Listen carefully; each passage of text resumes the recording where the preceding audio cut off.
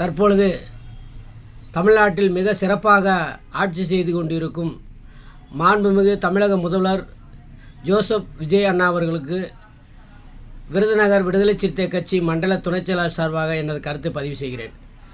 இன்றைய தினம் கூட்டுறவு சங்கங்களில் கடன் பெறப்பட்ட 70,000 வரை தள்ளுபடி என்று அறிவித்தீர்கள். அது மிகவும் சந்தோஷமான நிகழ்ச்சி தான்.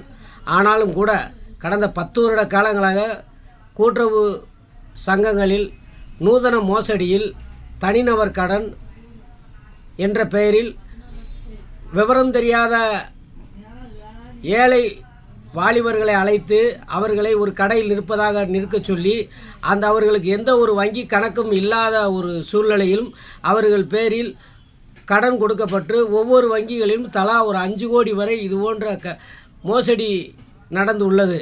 இது மதுரை உயர்நீதிமன்றத்திலும் நான் வழக்கு தொடுத்து நம்பராகாமல் நிலுவையில் இருக்கிறது. ஆகவே பயிர்க்கடன் தள்ளுபடி செய்ததுக்கு நன்றி. ஆனால் 10 வருட காலமாக பயிர்க்கடன் கொடுக்கப்பட்ட தங்க நகை கடன்களை தள்ளுபடி செய்யாமல் அதை விற்றும் உள்ளனர்.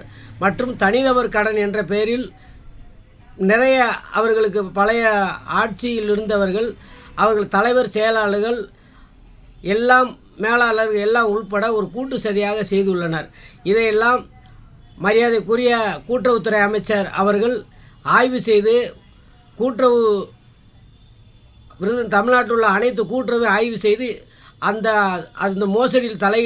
மோசடியில் ஈடுபட்ட உயர் அலுவலர்கள் மற்றும் கூட்டுறவு சங்கங்களின் தலைவர் செயலாளர்களை நடவடிக்கை எடுத்தால் மட்டுமே வரும் காலத்தில் கூட்டுறவு சங்கங்களின் மோசடிகள் குறையும் என்பதை விருதுநகர் மண்டல துணைச் செயலாளர் என்ற முறையில் எனது கருத்தை பதிவு வைக்கிறேன். நன்றி, வணக்கம்.